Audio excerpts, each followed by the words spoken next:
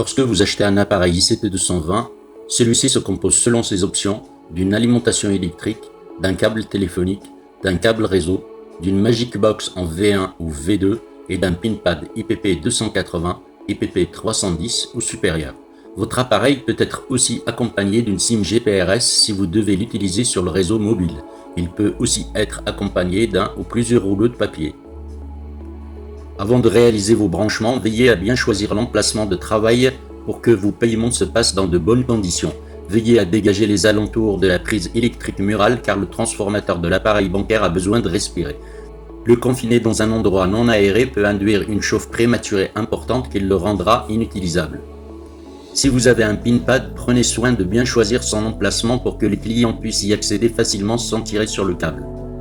Assurez-vous que l'emplacement du terminal ne soit pas près d'un appareil électromagnétique, car vous risquez d'avoir des problèmes d'interférence. Placez l'appareil de sorte à éviter trop de torsions au câble torsadé branché derrière l'appareil. Les torsions répétées peuvent casser les petits fils électriques à l'intérieur et provoquer une panne de l'appareil. Si vous avez Internet en ADSL ou XDSL et que votre appareil doit passer par la ligne téléphonique, veillez à placer un filtre en première position sur la prise pour éviter les déconnexions intempestives de l'appareil durant vos paiements. Vous pouvez trouver des filtres dans n'importe quelle boutique d'électricité ou chez votre opérateur. Normalement, votre box est accompagnée par un filtre. Le filtre ADSL est une prise téléphonique sur laquelle est gravé l'un des mots ADSL, filtre, tétronique, etc. Dans cette vidéo, je vous explique comment brancher votre appareil en RTC, IP et GPRS. S'il ne fonctionne que sur l'un des types de connexion, ne retenez que la partie qui vous concerne. Attention, votre appareil est équipé d'une sécurité matérielle et logicielle qu'on nomme PET-PCI imposée par Visa et Mastercard International. Ne pas respecter les consignes que je vous cite peut le rendre inutilisable et vous coûtera très cher à réparer. Tout d'abord, la sécurité PET-PCI est matérielle. Cela veut dire que vous ne devez n'ouvrir que les parties autorisées de l'appareil qui sont le capot du papier et les deux trappes qui sont celles des branchements et de la SIM GPRS. Si vous tentez d'ouvrir l'appareil, celui-ci déclenchera la sécurité. Un message « Alerte éruption » apparaîtra à l'écran et votre appareil sera bloqué. La sécurité matérielle peut également se déclencher si vous posez brutalement l'appareil, si vous le faites chuter, si vous branchez une alimentation qui ne convient pas. Le TPE peut déclencher également la sécurité pour des problèmes de chute de tension ou d'intensité électrique. La sécurité PET-PCI concerne également la partie logicielle. Si vous tentez de forcer un paiement alors que l'appareil le refuse, si vous tentez d'installer un logiciel incompatible, etc. Par exemple, lorsque l'appareil refuse une carte CB, refaites le paiement une seule fois. Si vous constatez un refus bancaire, n'insistez pas et dirigez votre client vers sa banque.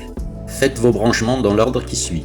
Si votre cas est différent sur une consigne, passez à la suivante. Veillez à ce que la prise électrique ne soit pas branchée, c'est très important. Commencez d'abord par la mise en place de la SIM GPRS. Retournez l'appareil et ouvrez la trappe qui se trouve au bas du dos.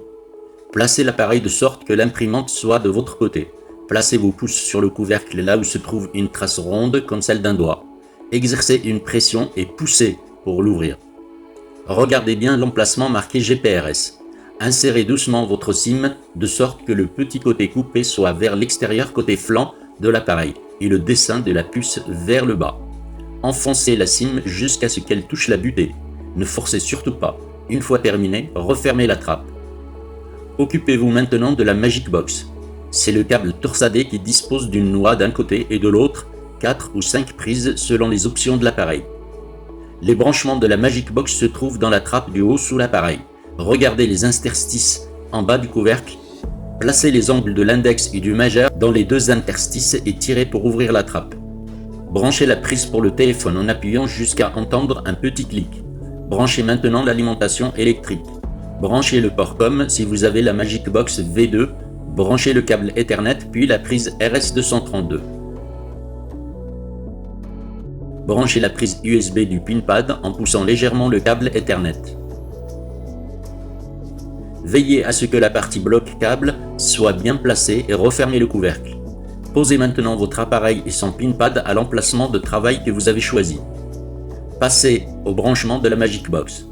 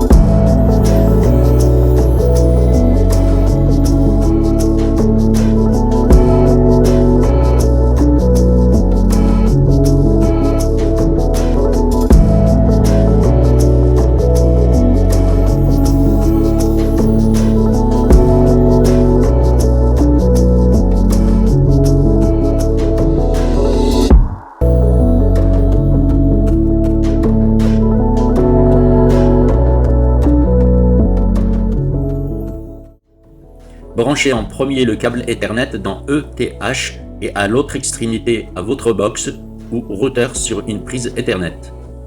Les prises Ethernet de la box se trouvent derrière votre box. En général, vous en avez 3 ou 4 selon la version de la box. Les prises sont marquées PC1, PC2, PC3 et PC4 ou encore Ethernet. La couleur des prises est distincte des autres. En général, elles sont rouges, jaunes ou bleues selon la provenance de la box. Vous pouvez aussi trouver des marques comme LAN, L-A-N. Ne branchez surtout pas le câble à l'endroit où est marqué WAN, W-A-N. Branchez maintenant le câble téléphonique sur la Magic Box à l'emplacement IN. Du côté mural, veillez à ce que la prise téléphonique soit branchée derrière le filtre ADSL. Si vous avez l'ADSL et que vous branchez la prise en premier, vous risquez des problèmes de connexion. Ne branchez pas la prise de téléphone sur la box car le modem de l'appareil n'est pas fait pour passer sur un réseau Voice IP. De plus, cette méthode met votre appareil en danger. Le but de l'appareil est de protéger les numéros des cartes de vos clients. Branchez maintenant la prise d'alimentation sur la Magic Box, près du cordon torsadé pour la V1 et sur le flanc pour la V2. Branchez la prise électrique murale et laissez votre appareil s'allumer. Pour compléter votre branchement, attachez la Magic Box grâce à un cordon à l'un des pieds de votre comptoir.